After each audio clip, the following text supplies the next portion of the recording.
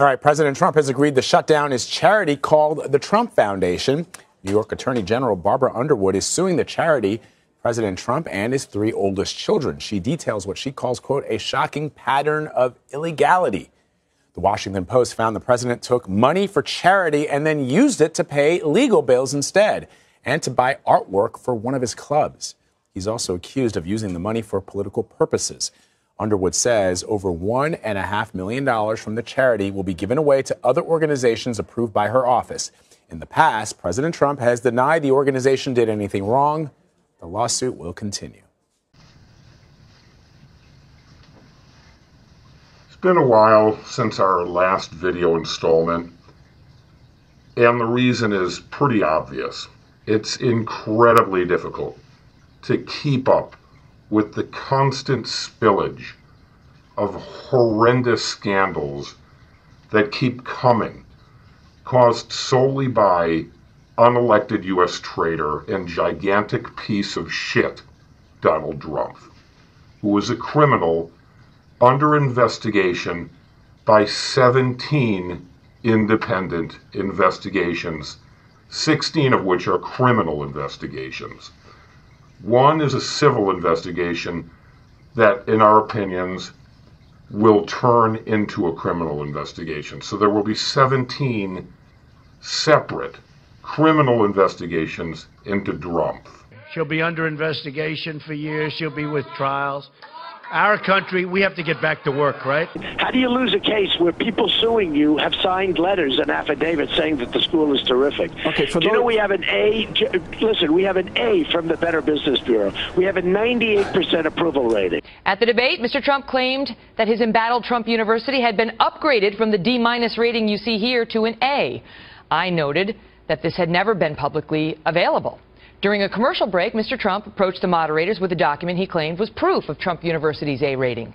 The document shown here says nothing about Trump University, but relates to another entity. Mr. Trump now accuses your humble debate moderator of dishonesty. We stand by our reporting, which has been verified by multiple news organizations as well as the Better Business Bureau. Trump University had a D- rating before it went out of business in 2010. The claim about the A is quite simply a head fake. The company at issue is Trump University. That's the business at the heart of the many fraud lawsuits. In 2010, under siege, Trump University changed its name to Trump Entrepreneur Initiative, or TEI. It was that business, TEI, only operational for a few months, that received an A. And while Mr. Trump now claims that Trump University is not out of business... No, not out of business. It's not out of business. It's suspended until I win the lawsuit. That, too, is untrue. Trump University no longer exists. Its successor, TEI, was effectively closed within weeks of opening, as Mr. Trump's own testimony in the case makes clear. Here's what he told a court in 2013, quote, within weeks of changing its name, TEI stopped accepting new students, offering live seminars, or engaging in any advertising, effectively ceasing its operations. And those, folks, are the facts. I could settle the case now if I wanted to settle the case. I don't settle cases. When I see these bankers that get paid $50 million a year and they're constantly with the government giving them, $2 billion, $3 billion, $18 billion to settle cases, I say, why are they settling? You know what happens? When you settle cases, everybody sues you. We have this breaking news just into CNN. President-elect Trump just agreed to settle a lawsuit for $25 million. We talked about Trump University a lot during the campaign and how it could be a massive problem for the Trump administration. People who attended the Trump-branded school, you may remember, claimed that they were sold a bill of goods and that they were lied to. It's astounding. But this video will concentrate on emergencies, what constitutes an emergency, and how it's all been started by Drumpf over the incredibly stupid and foolish anti-American concept of constructing a concrete wall along a 2,000-mile-plus border between the United States and our ally, Mexico. No wall, elections have consequences. The GOP lost the biggest House election ever due to hitching their rickety cart to piece of shit unelected US traitor Donald Drumpf. Drumpf has had 2 years with full GOP control to fund its stupid anti-American wall. Its falling poll numbers should be some indication to that despicable, disgusting, disgraceful piece of shit Drumpf that it isn't going well. Its government shutdown, holding American workers hostage for its petty desires, will not work, ever. In his first 2 years, so historically, he is the only president on record who never passed overall 50% approval in their first 2 years in office. Every other president has been able to do that. Some significantly higher, in the wake of 9/11 or whatever, much higher. He never was able to do it. The overall support for his impeachment is higher than his approval rating, which is pretty amazing. I randomly saw, and when you see this number, understand that it includes many Republicans. 57% of the public say that they believe Russia has dirt on Trump. When you're injured in a car accident, do you wait 2 years to go to the emergency room? Right. We don't need a wall. There's no emergency. Drumpf has created an emergency out of thin air and is the United States of America's #1 national security threat, ever. Drumpf's former national security advisor is a convicted felon who was prosecuted because he lied about his meetings with Russians. And Drumpf's new national security advisor, crap-stained kangaroo, John Bolt ton of shit, is also in cahoots with the Russians, working with them, in cahoots, and worked with their agent, a Russian agent, Maria Butina, who is now going to be prosecuted. She used the NRA, numerous Russian associates, to funnel money illegally, campaign money illegally through the NRA's dark channels to fund the fake self-funding fraud, Drumpf's campaign. That's what that money was used for, supplied by Russian oligarchs, mobsters, and even Putin. So that's Drumpf's newest national security advisor, someone who's in bed with Russian agents. Thank you for this opportunity to address the Russian people on the 20th anniversary of the adoption of the Russian Constitution.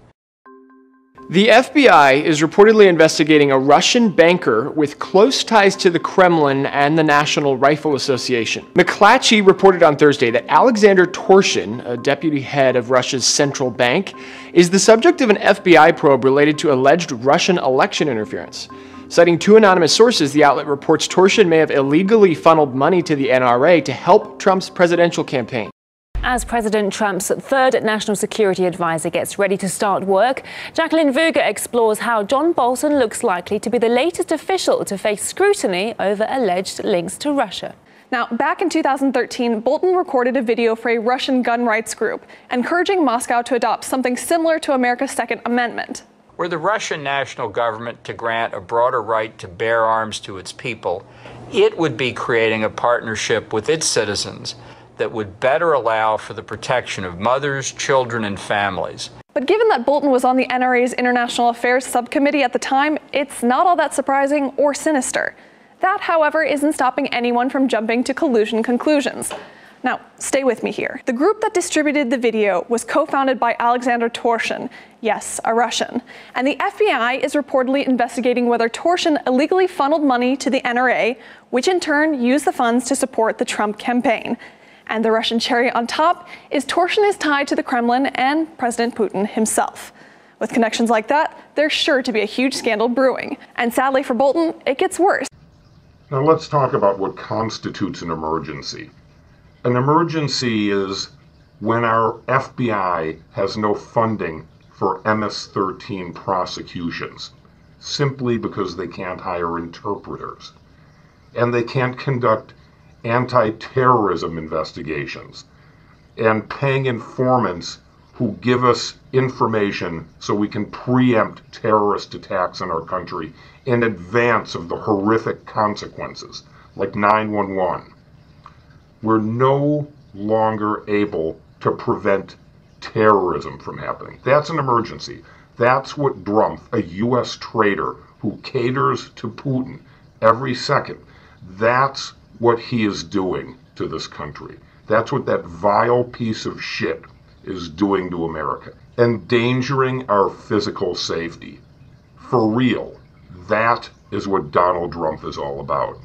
It's an emergency when TSA agents aren't at their posts and air traffic controllers are calling off sick so they can moonlight and make sure they have a definite paycheck, because Trump is holding them hostage for his pathetic anti-American whim. Trump should really be removed for violating his oath of office, which he isn't even duly sworn into because he wasn't elected. But if he's going to honor it, its strongest tenet is to provide for the national security of our country, which Trump is doing the opposite. He is ensuring insecurity and instability. That's what he's done to his own bad businesses. That's why they all collapse. They all go bad. His university, his fake charity, casinos, all bankrupt, everything. All his fake projects go bust. Every one. You know what else is an emergency? Healthcare. You are not pro-life when you are against universal health care. The GOP claims to be pro-life. Then why, with full government control, haven't they passed Trump's alleged health care bill? Where is it? Trump said it would be easy, cheaper, and better. Remember? My first day in office, I'm going to ask Congress to put a bill on my desk getting rid of this disastrous law and replacing it with reforms that expand choice, freedom, affordability. You're going to have such great health care at a tiny fraction of the cost, and it's going to be so easy. The GOP and Trump are our biggest national security threat and a national security emergency. In no uncertain terms, the GOP are the ones putting America at risk, and Trump is leading them.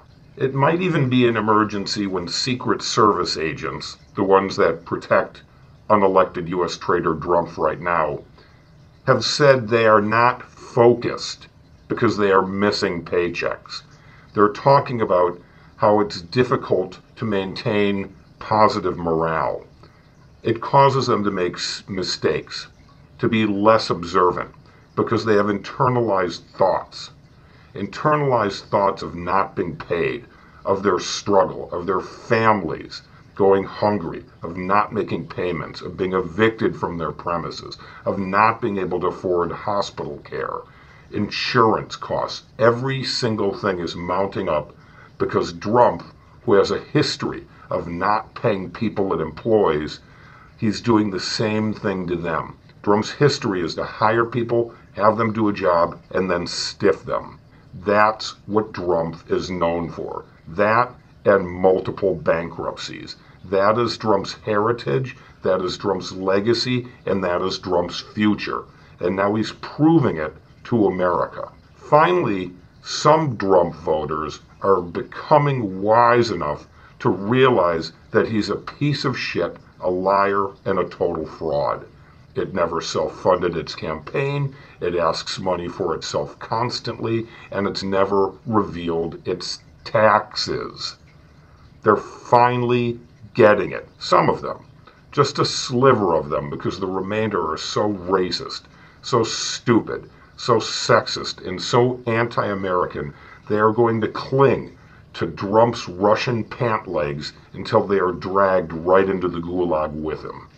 So right now, you should be very grateful and thankful that America voted blue in a gigantic, epic blue-nami last November. And now there is a legitimate check and balance on this anti-American GOP cult and that treasonous, lying, fat, orange piece of shit they call their leader. It is not a duly elected official, and soon it will be in prison or swinging from the gallows. It is balloonami. Elections have consequences time, and it is Mueller time. Mueller is not going to stop. So no matter what drumpf does, witness tampering, witness intimidation, obstruction of justice, none of that will work. All of those things will just become additional felony charges. Drumpf is too stupid to get it, but Americans are getting it, which is why drumpf's poll numbers are dropping even further. And they'll go further down. He could wind up in the 20s, and that's from registered voters, which are less than half of the public. So whatever that number is, realistically, you have to chop it in half to get the number of drumpf supporters, what its base is. You cut that in half. Say he's at 34% right now, which is about what he's at. That means about 17% of Americans like and respect that vile piece of shit, drumpf, the traitor. So 8 out of 10 or more Americans loathe, despise, and know what filthy piece of shit drumpf is, and they're not having it.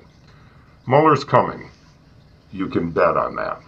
And you can be thankful that he operates on the same principles as the Terminator. Drumpf will soon be gone. Drumpf will be out of its white trash house long before 2 years are up. Rest assured, you can be guaranteed of that. Thank you, Robert Mueller. Thank you, Nancy Pelosi. Thank you, Elijah Cummings. And thank the rest of the hard-working Democrats in Congress who are going to put a dog leash on this fat, orange, despicable tyrant and traitor drumpf and walk him right into the dog pound. Won't be long, it's coming. We can wait it out. We've had worse crises happen. This is an emergency. This is a crisis. But it will end, and it will end very badly for the GOP, their cult, drumpf, and its despicable anti-American racist clan. The piece of shit will be gone soon, and we can progress again, as we did under twice duly elected President Barack Obama. Those days will be back. Those days will return, and the stock market will go back up once drumpf is ejected from his undue occupation. It's coming, so be prepared to be happy once again.